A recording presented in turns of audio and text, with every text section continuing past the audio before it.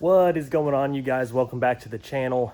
If you guys haven't been here before, my name is Artie and we are working on building a turbo E30. This is my 1986 325E and we're getting really close. In today's video, you guys are finally going to see the first fire on this thing. Now, we will not be driving the car yet. It won't be staying on for long. We still have a bunch of work to do before I have it completely back on the road, but we will have it fired up in this video. So if you guys stick around to the end, you will be able to see this thing run. We are in here today and I've been doing a decent bit of work since the last video, but all stuff that's honestly kind of boring, so I haven't filmed a whole lot of it. We have got all of the charge piping in place and tightened down, aside from the one piece that goes to the throttle body, because I do have to take this off one more time to be able to run the wiring, cap a couple of plugs, stuff that I don't really need anymore on that went to the factory system. So we do have that left, but we have also come back over, put on my wastegate. We've tightened that down. We've tightened down the blow-off valve. We have got all of the coolant lines ran. I also have mounted my lines for power steering, because we still will be keeping power steering here. Everything is all wired in, ran, turbo drain is on, oil cooler lines are done. Almost everything's tightened down. I've still got this rotating around just a little bit from when I mocked this all up. So I've got to tighten down a couple things here, but I wanted to make sure everything was clocked correctly. So we are getting so close. The current thing that I've been working on is the fuel pump. We are upgrading to a TUBRO 255 pump. So I ran the TUBRO wiring up through the factory little fuel port, and I've sealed that off with some fuel resistant gasket maker. We are actually about to probably drop the entire tank out of the back of the car. And that is because well, it's right up inside of here. I am gonna run larger wiring to the pump. You do start to overamp the factory wiring just a little bit from what I'm reading. And because my car was an early model originally, it had a frame rail mounted pump, which means all the wiring for it comes down here, and we got to fix a couple of these lines. So rather than trying to struggle with the pump while it is in the car, the tank's in the car running all the new lines, I figured we'll just drop the tank out quick. It doesn't take very long. We'll get the entire tank down, we'll run all the lines, we'll install the fuel pump how it needs to be. We'll have everything ready to go, put it right back up underneath the car, reattach the feed and the return line to the tank, and it'll be good to go. So let's get right to it.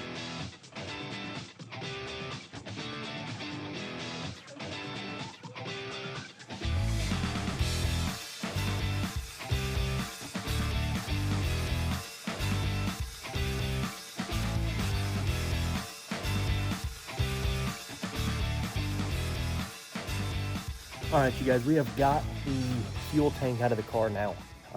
I will show you guys. This is out. All the lines are disconnected. The fuel pump here shortly should be cured enough to be able to put into the tank, all the wiring. So I am gonna have to change a little bit of the wiring here and some of the plumbing like I mentioned. So this went to the previous tank, our pump, and to the tank on the other end. Came up inside of here, attached over to this for the frame mounted. So I'm gonna be deleting that. I'm gonna be coming straight out of the top of that pump over there and going direct over to the lines up underneath here. So all of this stuff will be taken out, or I guess replaced with just new line, because I will need some longer line. And then the other thing that I'm doing, this is the exhaust, by the way, pulled out of the car just so you guys can see a little bit better.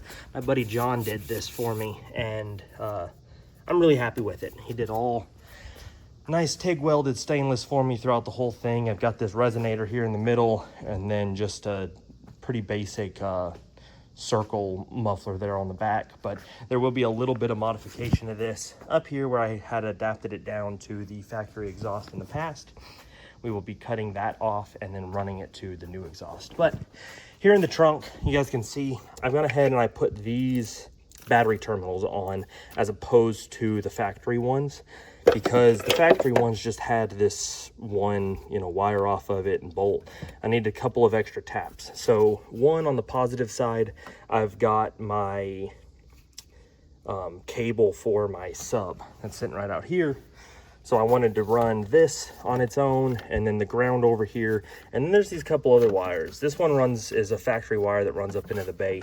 But these two that I've added, I ran through the trunk right here, the same hole the battery cables run through. And then it comes into here. So this is gonna be the better, larger gauge power wire that the fuel pump's gonna run off of. So this will be able to handle the amp draw a little bit better than this 16, 18 gauge wire, whatever this is that goes to that. This is 12 gauge and will handle the amperage better. So we're gonna cut this plug off. We're gonna be using this as the signal for a standalone relay that I've got. And then we're gonna be using this wiring, drill a small hole with a grommet through the rear seat deck, run it down, and then those wires will attach to my fuel pump. So that'll get me better gauge wire direct from the battery that will power it, where the factory wire will still power the relay. So it'll work just like factory, it'll just have better wiring, and it will be a direct harness. I do also have a fuse that I'm going to be putting in line with that to make sure that if for any reason it was to short out, it will trip a fuse rather than destroy the battery, potentially start a fire, whatever it may do. So that's what we're doing now. Trying to get through some of this stuff kind of quick for you guys and get to the point of finally being able to start the car. So I'll be back with you guys in just a bit. All right, you guys, so the tank is out of the car. I did all the wiring, fuel pump, everything is in there. Good to go now. Thing is fully reinstalled. I've got the fuel pump in here. I've got my wiring coming up through this grommet, and then this is some liquid gasket, some silicone that is fuel resistant for right around the little hole that was inside of there. So I sealed it up once, let it cure, and then put a little bit around the top just for some strength for the wires moving around. So they are solid, they're not gonna move. It's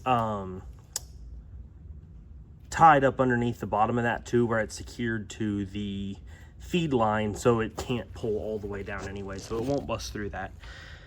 I just got this new 3/8 line installed, run down. I'm not going to cut it to length yet because I'm not 100% sure how long I'm going to need it.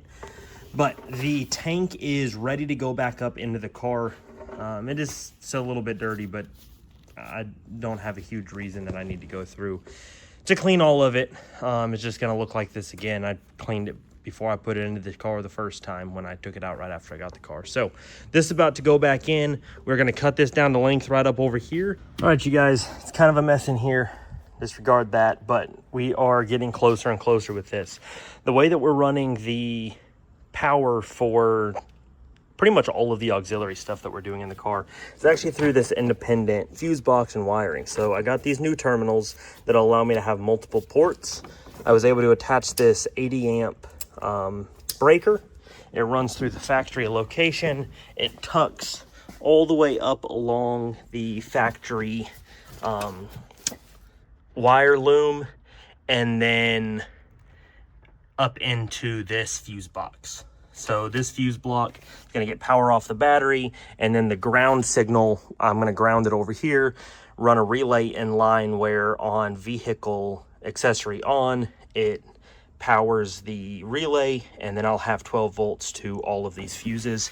Coming right off of there again, comes back along here through the back. Around here, there's going to be a little hole for a grommet right here, and then it's going to go in, and that is where my fuel pump wiring is. So I'm upgrading from the factory fuel pump wire.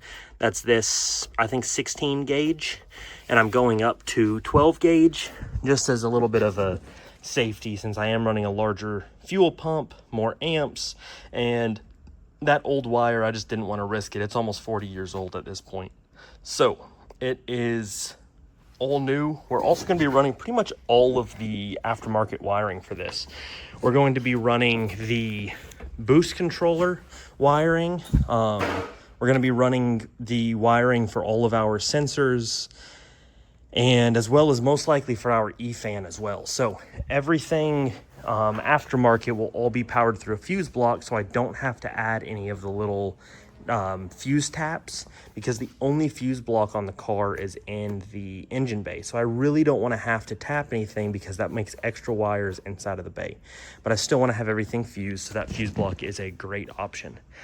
We're going to go ahead, get a little bit more of that wiring stuff figured out, wrapped up. I'll get back to you guys probably after I have the ignition coils ran. We're going to end up running them through the cover right here and then through the firewall and mounting the wasted spark coil inside of the car.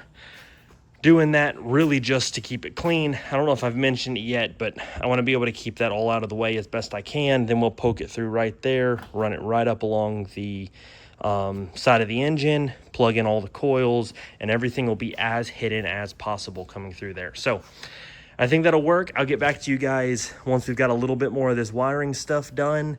We, engine-wise, only have to tighten up a couple bolts here. I need to put a couple quick caps on these. I'm gonna need to end up doing them a little bit more solid in the future, but just for a first start that I'm hoping to get in this video, we are gonna do the basic stuff and the bare minimum just to crank it over, make sure that the car starts, and then we'll wrap everything else up. All right, you guys, we are about to see if this is gonna start. You guys may be able to hear the fuel pump is running in there. We've got everything like wired on right now just to be ready to start. I may or may not actually have enough fuel in the car, but we're gonna go ahead, start it, try to start it, see what it does. This is the first time that I've tried to start the car. I did turn it over. It does turn over on the starter, and I was able to get it to prime the oil system just a little bit. If this fires off, we're gonna just shut it right back off as soon as it does. I just really want to know if the car will start.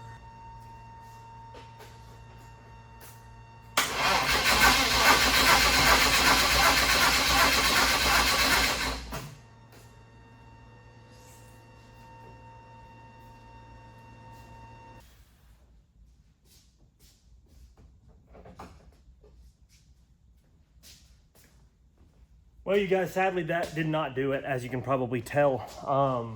I've got my tank over here. I am curious if the main reason why is because it does not have fuel in it. There was just a little tiny bit at the bottom, so it may have not been enough to be able to actually prime the system and build up pressure to start.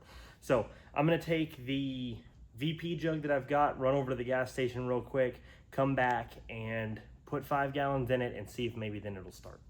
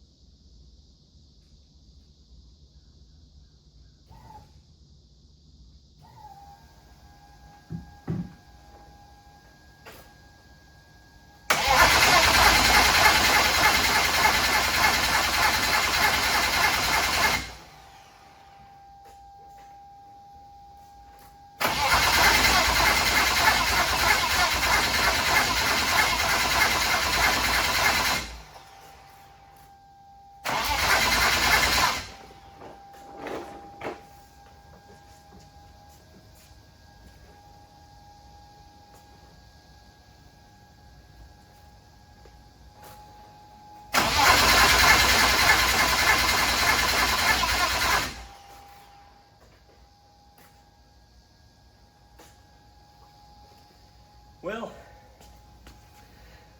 nothing yet. I don't know why. We're gonna check and see if I don't have spark. All right, you guys, we're trying again. It did not start after that last time, as you guys saw. I was able to get my laptop set up to be able to view MS Tuning, so Tuner Studio. So I was able to look at it, check it out, and it didn't look like I was having a crank sense signal. So I went ahead and I swapped the 2 plugs that they're 2 3-prong plugs. One of them is for the crank sensor and the other one is a diagnostic port. I never know which one is which. So I had one plugged in, I swapped it, I tested it again, and I do have a crank signal. So I'm about to get everything wired back up so that we're gonna have fuel pressure, we're gonna have spark, we're gonna have a crank signal now, and we may finally get the car to start.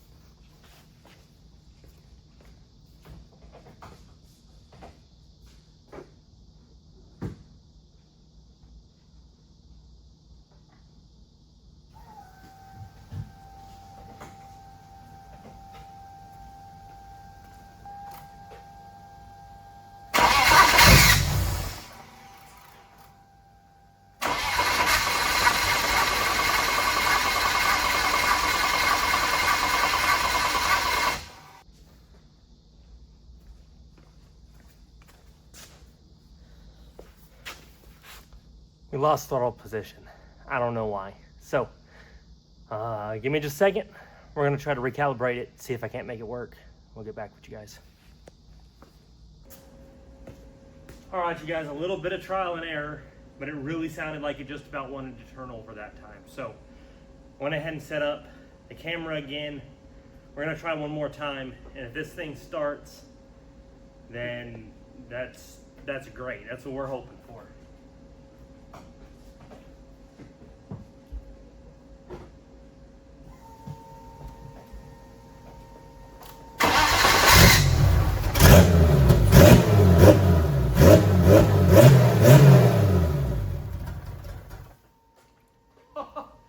Guys, it started. Wow. Okay. It's smoky.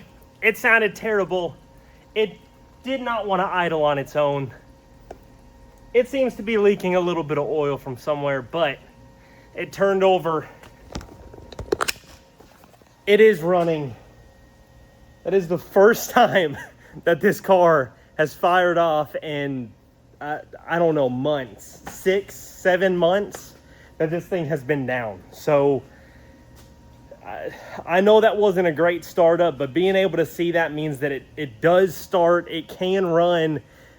We just got to go ahead and keep working on wrapping up all the final little bits. So I promised you guys in this video you would see it run. It ran.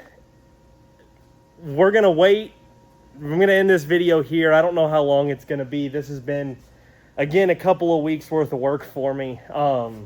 But huge progress to see this thing fire off. I'm just thrilled to see the point that we've gotten it to, that it's back and running again. So we've got a lot of work left, some wiring stuff, a lot of wrapping stuff up, fixing this oil leak around the filter housing that apparently I'm seeing now that it's under pressure. So,